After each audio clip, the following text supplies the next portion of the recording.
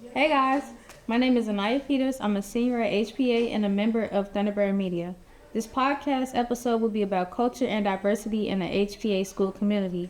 Today I'll be talking with Ms. Ramanan about how her culture influenced her upbringing. Let's go. Hey guys, my name is Anayah. I'm a senior at Hyde Park, and today I'm here with Ms. Ramanan. And today we're going to be talking about culture and how her culture shaped her. Okay, so question number one. Where did you grow up and what was your community like?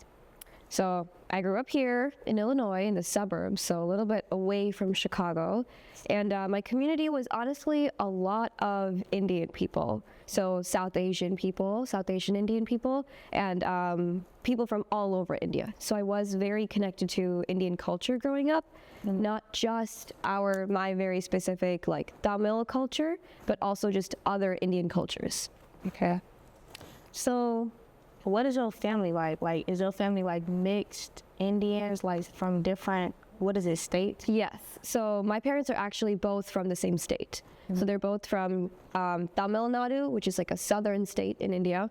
And so they're very connected to their culture, and they did a very good job with instilling that culture in us growing up, me and my brother. So, what are some traditions or holidays that your family celebrated when you were a child?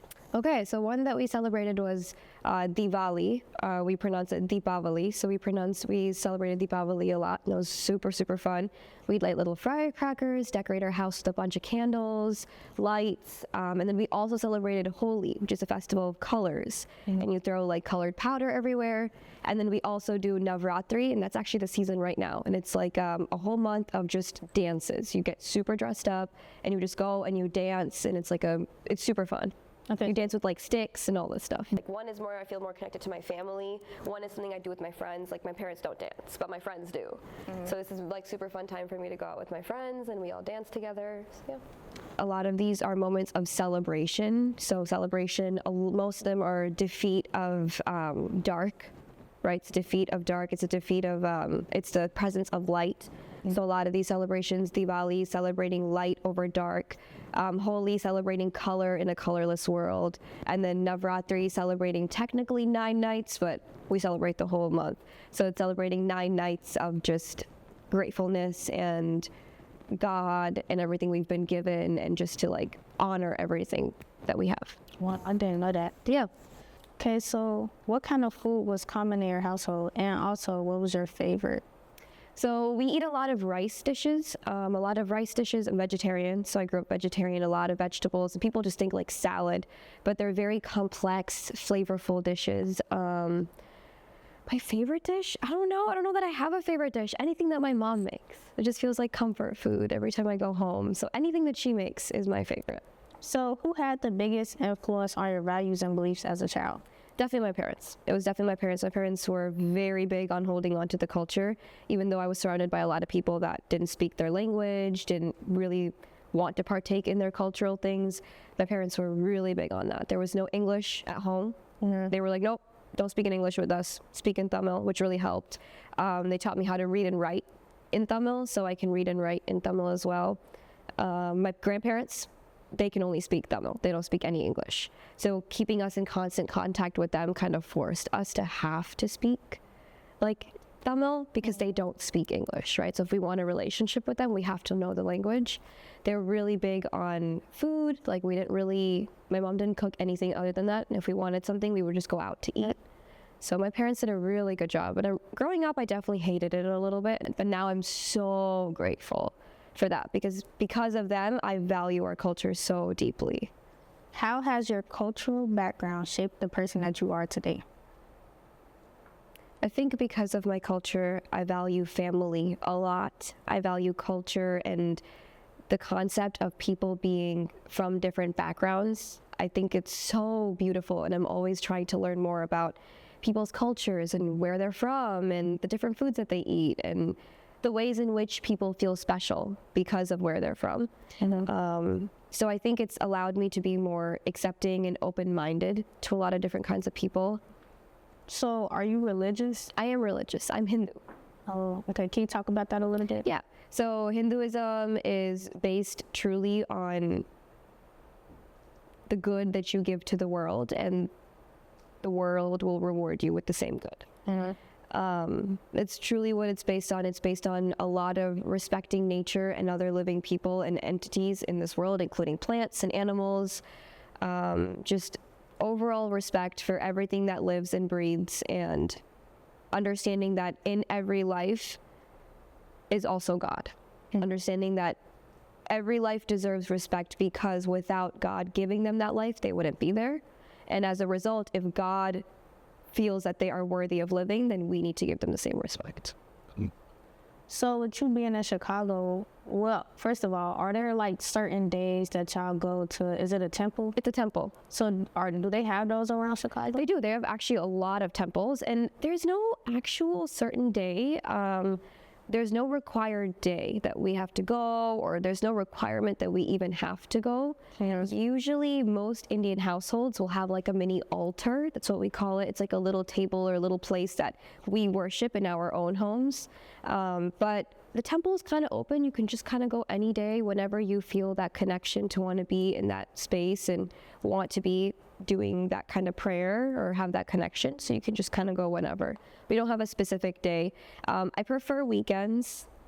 With me, I usually go during weekends. Sometimes I'll go during evenings, but usually like on weekdays, but usually I go during the weekend. Like usually Sunday evening is when I like to go to the temple. Yeah. Okay, so the last question, do you feel as if like the way that the media represents like your culture in movies and music, do you think that's accurate? Oh God, I have so many issues with this. That's such a good question. No, I do not. And I think it's incredibly frustrating to see that. Like 10 years ago, we had no representation. And the representation we did have was horrible. Like Ravi from Jess. Right? Yeah. The number one thing that bothered me is that his name is not Ravi, it's Ravi. If you're going to represent an Indian person with an extremely fake and over-exaggerated Indian accent, that was the butt of the joke every time, right? That all the other characters made fun of, that would try and fake his accent. If you're going to do that, at the very least, say your own name correctly. It's not Ravi, it's Ravi. Say your own name correctly. Right? And the second thing, Karan Brar, the actor in real life, doesn't have that accent. You do not need to be Indian to have that. You do not need to have that accent to be Indian. There's no need to portray yourself as that. Right? And then also, like, he never got the girl. Ever. Till the very end, the character, Ravi, never got the girl.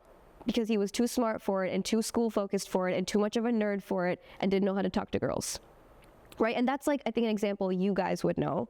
A little older things are, another one would be, I don't know if you guys have seen The Big Bang Theory, but there's a character in that show who also never got the girl, to the point that he couldn't even speak to girls.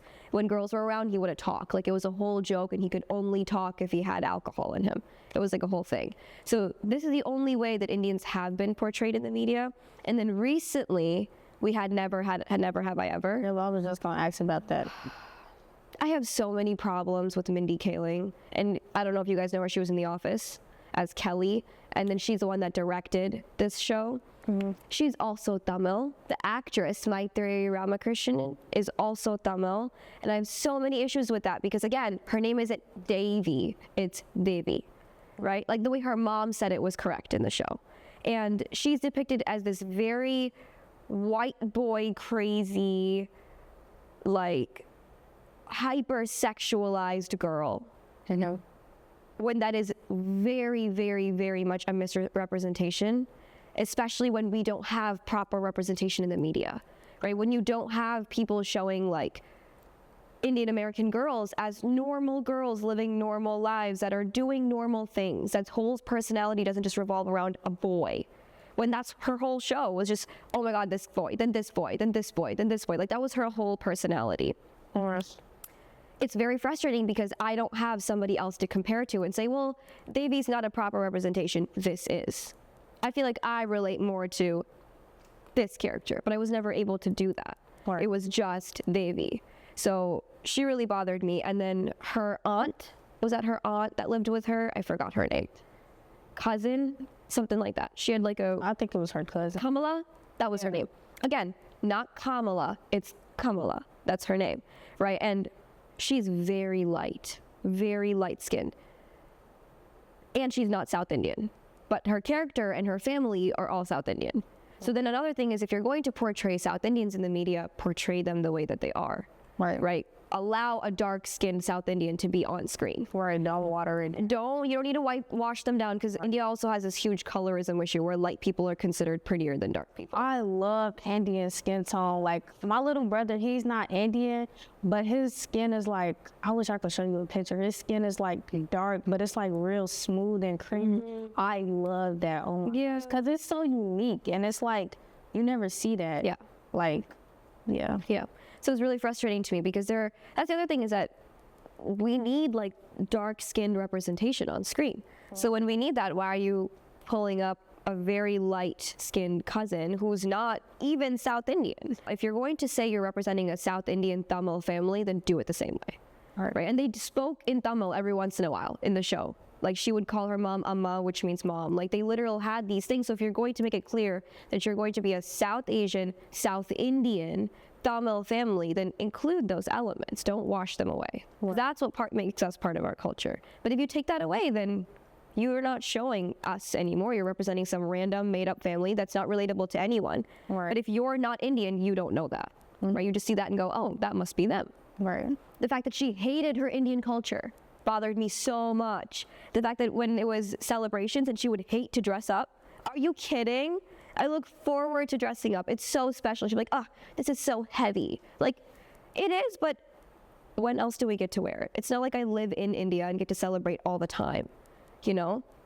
Bothered me. It bothered me that the opening scene was her sitting in front of, like, God, her altar, with her stack of books, and was like, please, God, let me find a boy this year. Right? And I was like, I have yet to meet a single person that, like a high schooler, that age, that is South Indian, that does that.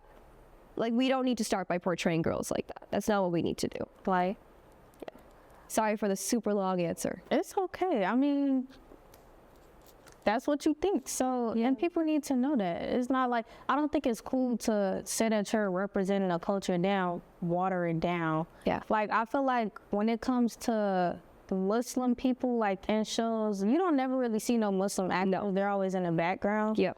But once you do, it's like they always advertise them as being a Muslim girl that takes her hijab off, start going to parties. Yep. And it's like, we don't do that in real life when we're not supposed to. So why are you putting this on TV acting like this is cool? Yeah. Like, don't try to flip it around and like turn it to something that is not. There's something weird in the media, something quirky about like finding someone that's very cultured and taking every part of their culture away from them as a form of regaining independence and freedom. Like, I don't know what that association is.